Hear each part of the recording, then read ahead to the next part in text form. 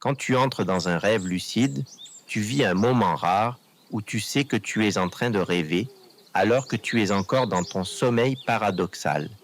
Cet état où ton cerveau est très actif, mais ton corps est paralysé par la nature même du sommeil. Tu peux alors contempler ton monde intérieur avec une conscience parfois plus vive que dans la vraie vie. Mais si à ce moment-là, tu essaies trop vite de contrôler ce rêve, d'imposer ta volonté ou de changer consciemment les choses, tu te heurtes à une limite essentielle, le rêve perd de sa stabilité et s'effondre souvent.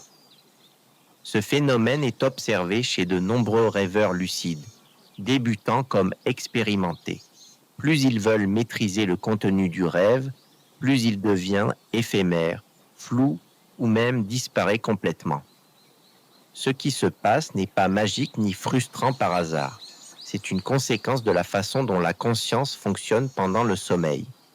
Quand tu deviens lucide, cela signifie que certaines zones de ton cerveau se rallument, celles impliquées dans la conscience de soi, la réflexion et la métacognition.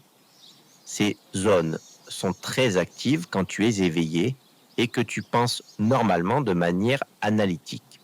Le problème, c'est que la conscience éveillée n'est pas naturellement compatible avec l'état onirique. Le rêve lucide n'est pas simplement un rêve avec une conscience éveillée, c'est un état hybride où ton cerveau doit équilibrer deux façons d'être à la fois, rester dans le monde du rêve et garder une certaine conscience. Si tu essayes trop vite de reprendre le contrôle, tu amènes trop de mental et de volonté, ce qui fait sortir ton cerveau de cet équilibre fragile. C'est un peu comme essayer d'être pleinement conscient et profondément relaxé en même temps.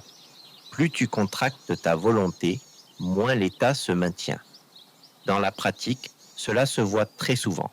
Un rêveur lucide peut être dans un rêve stable une seconde, puis, dès qu'il se met à vouloir voler haut, changer de scène ou imposer un scénario précis, il perd cette sensation de lucidité où le rêve devient confus. Certains décrivent que le rêve s'efface, qu'il devient flou ou qu'il se rapproche du réveil. Cette perte de stabilité est liée au fait que le cerveau tente de revenir vers l'état de sommeil classique lorsque tu ajoutes cette trop forte charge cognitive.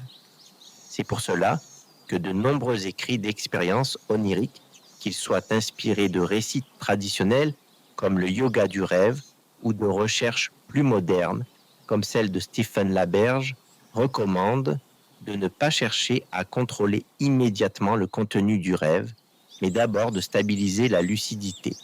Stabiliser signifie simplement s'ancrer dans l'environnement onirique plutôt que d'essayer de le diriger. Cela peut se faire par des actions simples. Tourner lentement la tête pour observer les détails, toucher un objet dans le rêve, écouter les sons autour de toi ou simplement respirer calmement.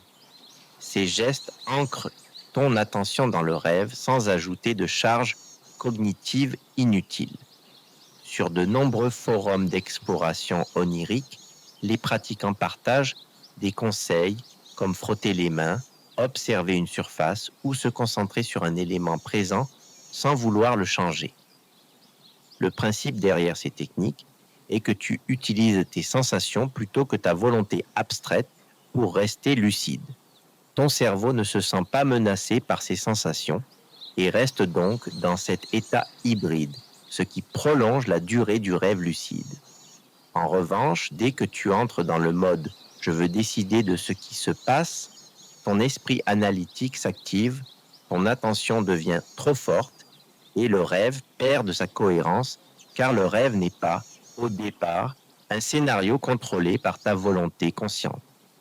Si tu tentes de changer immédiatement quelque chose dans ton rêve, tu peux aussi déclencher ce que les chercheurs appellent une fluctuation de la lucidité. Cela signifie que tu passes d'un état de conscience lucide à un état où tu n'es plus vraiment conscient de rêver, juste en train de rêver normalement. Cela raccourcit ton rêve, qui est plus souvent difficile à retenir au réveil. Ce n'est pas pour dire qu'on ne peut jamais contrôler un rêve lucide. Au contraire, avec l'expérience et la pratique, certaines personnes arrivent à influencer le contenu de leurs rêves de manière plus stable.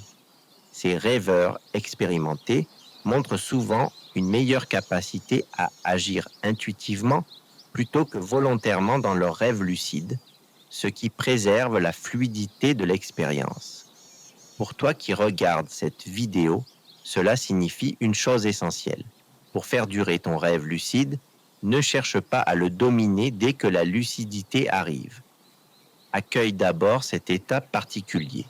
Explore-le doucement avec tes sens oniriques et seulement après, quand il est bien stabilisé, introduis des désirs ou des actions dirigées. Ainsi, tu prolongeras ton expérience sans la faire disparaître trop vite. Tu verras que parfois, le simple fait d'observer, de ressentir ou de reconnaître l'environnement du rêve est suffisant pour que celui-ci continue plus longtemps que tu ne l'attendais.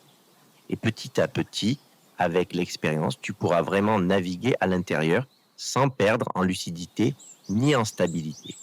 Si tu as apprécié ce contenu, tu peux liker cette vidéo et tu peux t'abonner à la chaîne si ce n'est pas déjà fait. Et tu peux activer la petite cloche pour ne pas manquer les prochaines vidéos. Rêver lucide ne demande pas de maîtriser tout de suite, mais apprendre à rester bien présent dans l'infini de ton univers intérieur.